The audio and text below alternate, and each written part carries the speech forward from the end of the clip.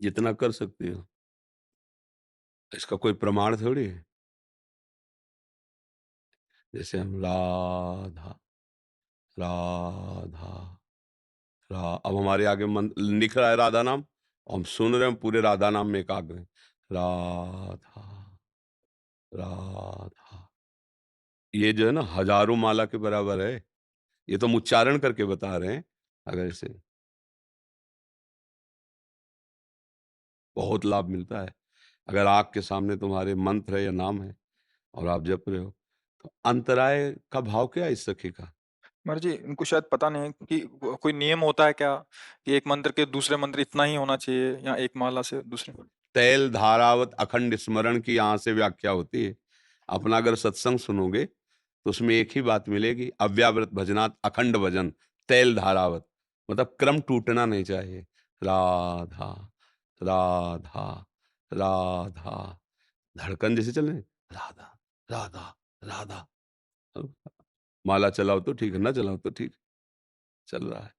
भजन करना में माला की गिनती थोड़ी कर ली। माला से भगवत प्राप्ति थोड़ी होती, भजन से भगवत प्राप्ति होती। हाँ, माला से अगर भजन में रुचि बढ़ रही तो बढ़िया है, नहीं बढ़ रही तो रख दीजिए, प्रणाम करके अच्छे आसन पर चल रहा। उसमें अंतराय की ज़रूरत क्या है? ऐसा। और ये सत्संग सुनने के लिए भी सावधान रहना चाहिए। सबकी बातें नहीं सुननी चाहिए। अनुभव कुछ है नहीं, मनमानी इधर की उधर, उधर, इधर को रोड़ा, उधर की टाँग, उधर घसीटना, उधर ऐसे। शास्त्र ऐसे ज्ञान नहीं आता। शास्त्र का ज्ञान तब होता है, ब्रह्मचर्य से है, धर्मानुष्ठान कर रहा है, पवित्र भोजन, न धन का लोभ है, न कामिनी का लोभ है, न मान प्रतिष्ठा, तब ये दिव्य शास्त्र उसके हृदय में जागृत होते हैं। ये पढ़ने लिखने वाली पीएचडी करने वाली बातें थोड़ी है कि हमने भैया इसमें पीएचडी की, हम ये कुछ नहीं, ये तुम्हारी बुद्धि से समझ में आने वाली नहीं। ये दिव्य समाधि भाषा है महापुरुषों की। जब पवित्र हृदय होगा तो तुम्हें बात समझ में आएगी कि शास्त्र में लिखा क्या है, उसका रहस्य क्या है। हाँ, अगर अंतराय है और उसी अंतराय में मेरी मृत्यु हो गई तो? अगर हमने नाम का अंतराय लंबा कर दिया और उसी बीच में मृत्यु हो गई तो हम गए ना। हमें अंतराय थोड़ी रखना है।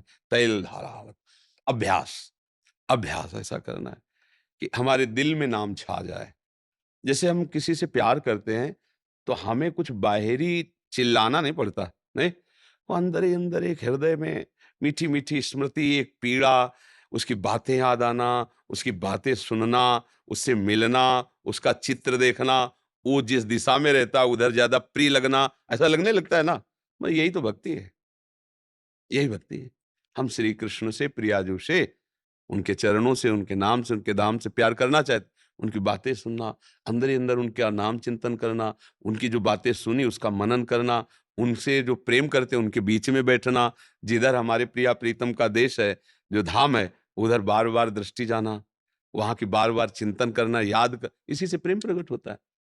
किसी से प्यार किया जाता है तो ऐसा ही तो होता है ना, बार-बार उसका चित्र देखते हैं, उसकी बातें सुनते हैं, जो उसके समीपवर्ती लोग होते हैं, उनसे ज़्यादा प्रियता आपने आज देखा था वो निकले थे?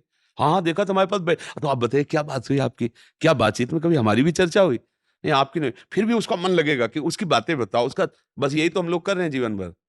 अपने प्रभु की खेलने कूदने की, प्रकट होने की, उनकी लीला की बातें करते हैं, उनका नाम जप करते हैं, बार बार उनकी छवि देखते हैं, उनको भोग लगाते हैं, उनकी आरती करते हैं। एक समय ऐसा आता है कि वो छवि नहीं रह जाती, वो साक्षात प्रकट होकर अपने भक्त को निहाल कर देते हैं। वो एक एक सेकंड आपको देख रहे हैं, पूरे चराचर जगत को देख रहे हैं।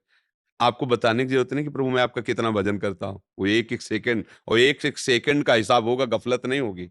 जो आप कष्ट सह रहे हैं प्रभु के लिए, जो भजन कर रहे हैं, वो आपको फल मिलेगा, और जो बुरा कर रहे हैं, दूसरों को कष्ट दे रहे हैं, उसका भी फल आपको मिलेगा।